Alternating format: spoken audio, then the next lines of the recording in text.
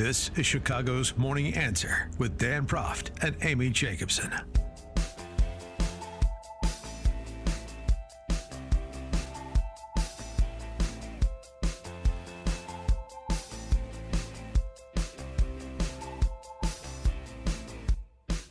Top of the morning, Dan and Amy. So the big guy, Mr. 10%, President Biden, set to meet with Chinese Communist Party head and China dictator Xi Jinping next Wednesday. Oh, they'll have a lot to talk about in Eastern Europe and the Middle East, not to mention the Indo-Pacific. Maybe they talk about Taiwan, yes. But does it really matter what they talk about when you have a foreign policy establishment living under certain illusions or delusions, as the case may be? That's the subject of an essay from our next guest, Jakub Grygiel, who's a professor of politics at Catholic University of America and a visiting fellow at the Hoover Institution. Professor Grygiel, thanks for joining us again. Appreciate it. Thank you. Good morning. So these illusions, which I'm sort of putting words in your mouth, but I mean, it has to be the foreign policy establishment. These are the decision makers, and these are the communicators of American policy. And so the foreign policy establishment in D.C., inside the Beltway, past and present, living under certain illusions that we need to stop doing so. So give us an example. Well, I would just start saying, yeah, it is a foreign policy establishment, but the illusions are much deeper than that, I think. They really are rooted in decades of a certain sort of mindset. One illusion, as you mentioned, just the dictator of China, is that if we remove a dictator somewhere, peaceful or harmonious relationship with that country will arise naturally, because the nations are all the same, essentially. Societies are all the same, and only they're ruled by bad leaders. You remove the bad leader, good stuff comes out. I think obviously that was seen over the past 20 years in our foreign policy in the Middle East, and didn't work out well. But it's an illusion that actually applies to our approach, for instance, to Russia. The view is that Putin is the main cause of all the troubles. Putin invaded Ukraine. Putin is doing horrible actions in Syria and other places. And it's true, Putin is the decider. He's the dictator. But I think, a lot of that foreign policy is Russian, per se. It's not just Putin's foreign policy.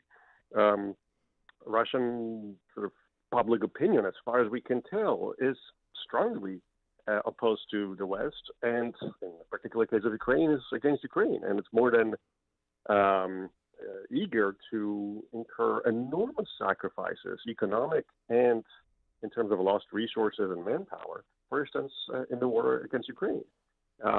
Look at the casualties that Russia is incurring. It's in the tens of thousands of killed in action. And there's no really, as far as we can tell, no enormous political opposition to that. Not only because Putin is the dictator, right, but because there is a certain support, widespread support, I think, for a Russian war against Ukraine. And, that's a dangerous illusion, because we think that there's something naturally good in all nations and all societies, as opposed to thinking, well, maybe there are some cultures, some nations, some societies that they are corrupt in some form or fashion. They have been debased. They have been made through decades, if not centuries, deeply opposed and hostile to us and other people around. So, Right. yeah. Well, and I wanted to provide a parallel example. So, popular support for this invasion, just as there was popular support in Russia for the invasion and the taking of Crimea, and a general antagonism towards America, despite Rocky IV. In real life, the Russians aren't going to turn on Drago and start rooting for Rocky. But we sort of live these we have these fairy tales that we cling to. Douglas Murray, who's an author in the UK, he's reporting from the Israel-Gaza border. And this was on Pierce Morgan's show the other day, and he had this to say. Well, two things. One is if you just follow the logic of what Barack Obama said, then you just shouldn't do anything. If you're Israel, you should be attacked and just sit back and say, great, we'll wait for the next one. But the second and more important thing is your question supposes that there is a sort of peaceful Palestinian population in the Gaza who would love a two-state solution and then a few bad apples in Hamas. I think that's not true. Why is it that when one of the victims of the music festival, a poor young German Jewish girl who it seems was raped and then brutally murdered and taken into the Gaza naked. Why was it that you can find, and anyone can find this online, a crowd of ordinary Gazans? It wasn't Hamas, it wasn't a Hamas rally. Ordinary Gazans spitting on her body, hitting her body, mutilating her body further as it went down the street. Does that strike you, Piers, as a placid population of peacenik types who are just desperately waiting for a two-state solution to be put back on the table for the millionth time in the last 70-something years? It doesn't seem like that to me. What about that, Professor? I mean, this is not to say that there's support for, indiscriminate killing of civilians, but we know from popular opinion surveys the support that Hamas enjoyed in Gaza prior to this terrorist attack. You've got an anecdote that Murray is sharing. I mean, is that one of the illusions that, the two-state solution, everybody there wants to live in peace? Clearly, that's not the case.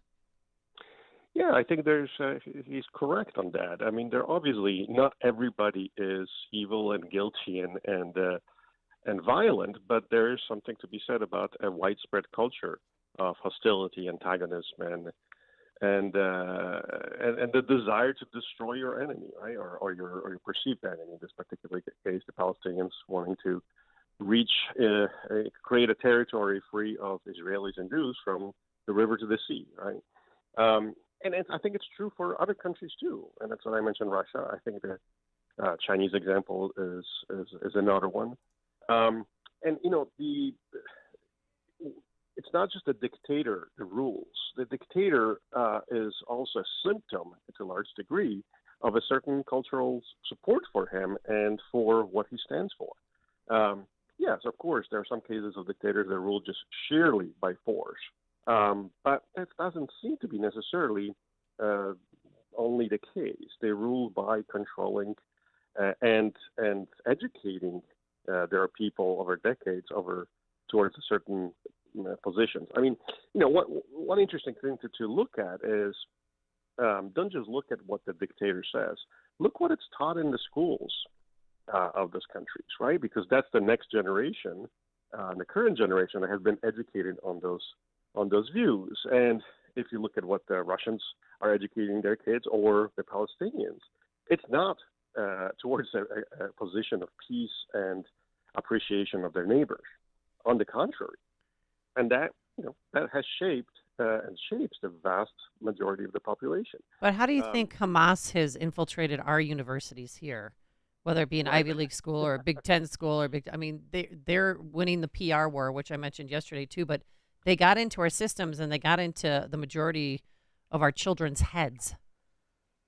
Yeah, here I don't actually blame Hamas for the universities and the culture that has developed in American and European universities.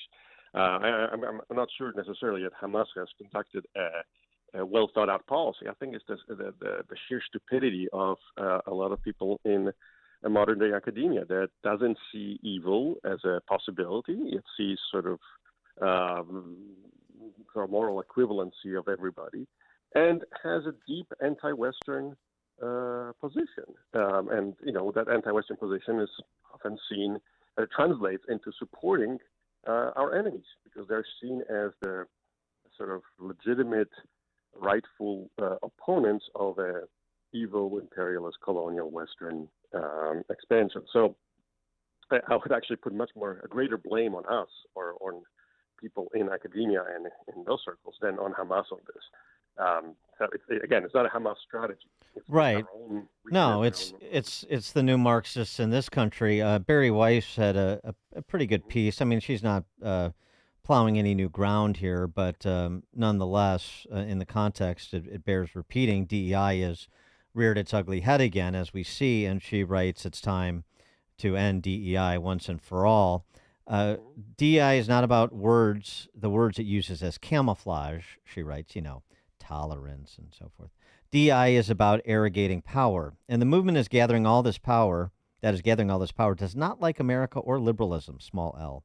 It does not believe that America is a good country, at least no better than China or Iran. It calls itself progressive but does not believe in progress. It's explicitly anti-growth. It claims to promote equity, but its answer to the challenge of teaching math or reading to disadvantaged children is to eliminate math and reading tests. It demonizes hard work, merit, family, and the dignity of the individual.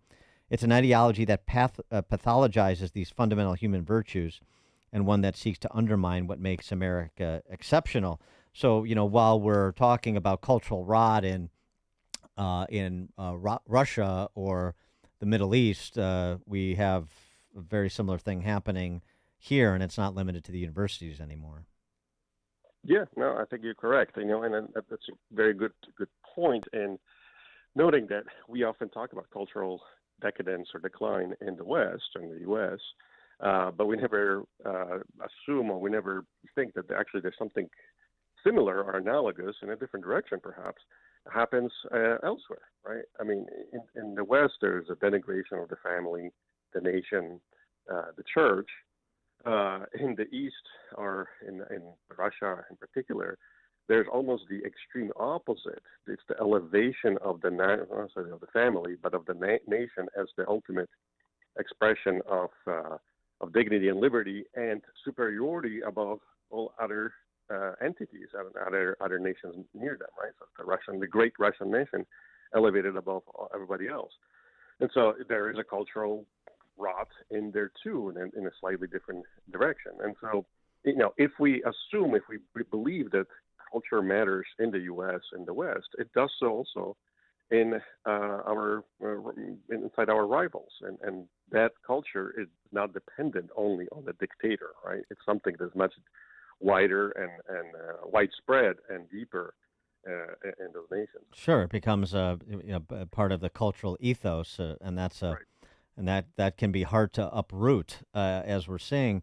One other illusion I wanted to get to from your essay about the foreign policy illusions that we cling to in the West, that international organizations and global governance can overcome contentious national and regional politics. Does anybody really believe that? Does anybody really believe the UN is a body for advancing the cause of peaceful pluralism in the world? We do this kabuki theater of speechifying and competing resolutions as we did after Hamas's terrorist attack. We know what the outcomes are going to be. We know who the players are. We go through this absurd theater of the absurd, really, with Iran being the chair country of the Human Rights Committee. It's just, we don't actually believe it's a way for these foreign service personnel like animatronic Anthony Blinken to pretend like he's doing something. Go give a speech to the UN. We're speaking to the global community. That's all pretend. That's make-believe. Nobody actually believes this will have any impact, do they?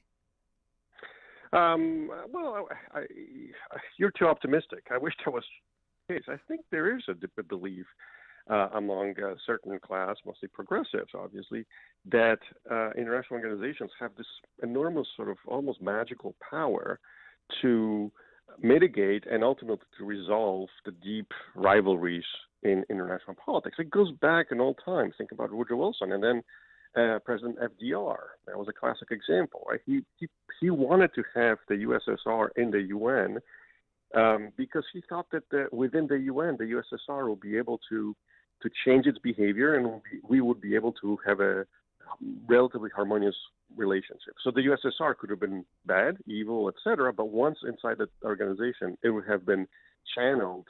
Its negative and evil energies would have been channeled towards positive outcomes. I think it's the same view, for instance, that we had with China. The view was, okay, China is a dictatorship, a communist, totalitarian with an additional sort of technological feature to it.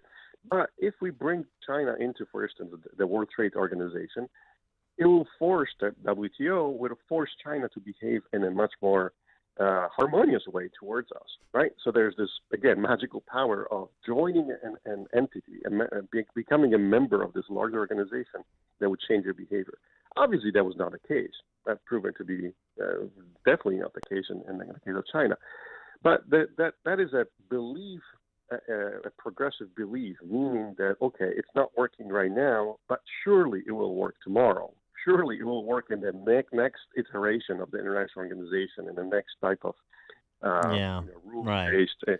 So it's an unprovable and undestroyable belief in many ways. One of these days, we're going to be able to buy the world a Coke and a smile. I know. I can't wait for that day.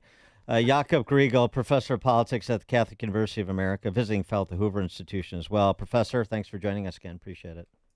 Thank you. My pleasure. Thank you. And he joined us on our turnkey.pro answer line.